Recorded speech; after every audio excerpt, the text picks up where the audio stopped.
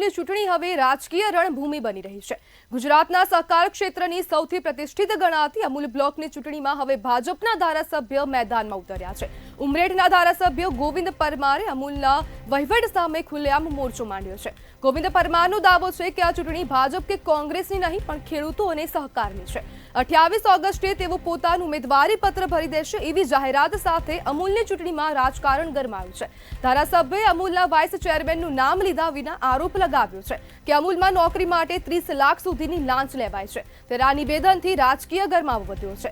આણંદ સ્થિત અમૂલ ડેરીના નિયામક મંડળની ચૂંટણી 10 સપ્ટેમ્બરે યોજાશે। હાલમાં ફોર્મ ભરવાની પ્રક્રિયા ચાલી રહી છે અને 28 ઓગસ્ટ સુધી ઉમેદવારો ફોર્મ ભરી શકશે।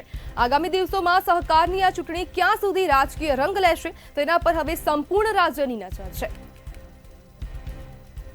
ત્યારે અમૂલમાં નોકરી માટે 30 લાખ લેવાતાના આક્ષેપો કરવામાં આવ્યા છે અને હવે ધારાસભ્ય દ્વારા જ આક્ષેપો કરવામાં આવ્યા છે, જેમાં ચૂંટણી ભાજપ કે કોંગ્રેસની નથી તેવું ધારાસભ્ય ગોવિંદ પરમાર દ્વારા કહેવામાં આવ્યું છે।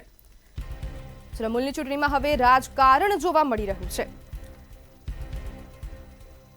ત્યારે આપણી સાથે ધારાસભ્ય ગોવિંદ પરમાર જોડાઈ ગયા છે। ગોવિંદભાઈ, અમૂલમાં આપે ભ્રષ્ટાચારના આક્ષેપો કર્યા છે, શું કહેશો?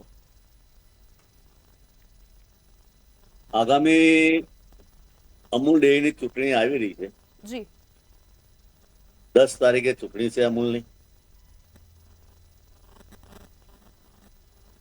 આ ચૂંટણી કોઈ ભાજપની કે કોંગ્રેસની નથી।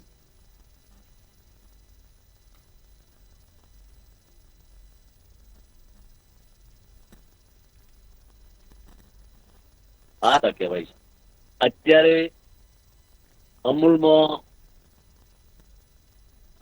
એક ઉમેદવાર તરીકે મેં નક્કી કર્યું છે કે મારે ઉભું રહેવું છે જી।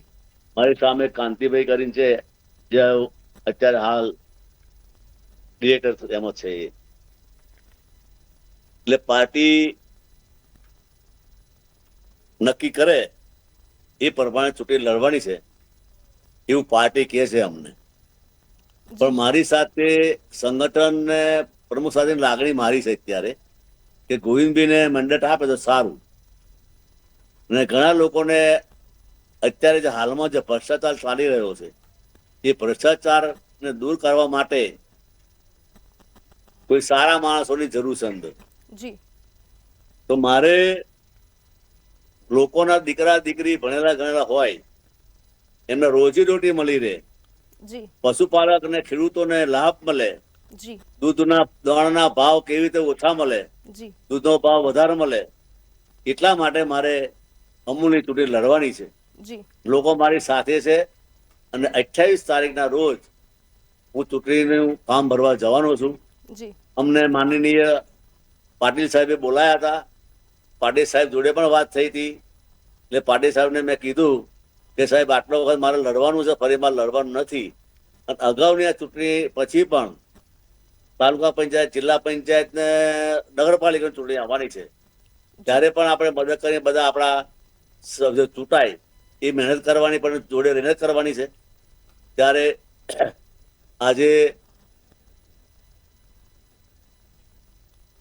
જે ચૂંટણીની જાહેરાત થઈ ગઈ છે જી ગોવિંદભાઈ, તમે ભ્રષ્ટાચારના આક્ષેપો કર્યા છે, જેમાં અમૂલમાં નોકરીમાં 30 લાખ રૂપિયા આપવા પડે છે અને આ આક્ષેપ તમે જ કર્યા છે, તો આપ શું કહેશો? આમાં કેટલું તથ્ય છે? લોકોની ચર્ચા પરથી કહેવાય ને કે આ જે ભ્રષ્ટાચાર ચાલે છે એને દૂર કરવા જોઈએ। અને આ 5 વર્ષની અંદર મારો જે વિસ્તાર છે ઉમરેઠ વિસ્તાર, આણંદ વિસ્તાર, એ 2 બ્લોક એક કહેવાય।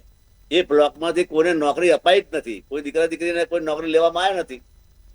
તો અમારે લોકોના ભવિષ્ય માટે જ જવું છે કે લોકોનું સારું થાય। એટલે 28 તારીખે ફોર્મ ભરવાનું। જી ગોવિંદભાઈ, જોડાવા બદલ આપનો આભાર। ત્યારે અમૂલની ચૂંટણીમાં હવે રાજકારણ ગરમાયું છે અને ધારાસભ્ય ગોવિંદ પરમાર દ્વારા વિવાદિત નિવેદન પણ આપવામાં આવ્યું છે।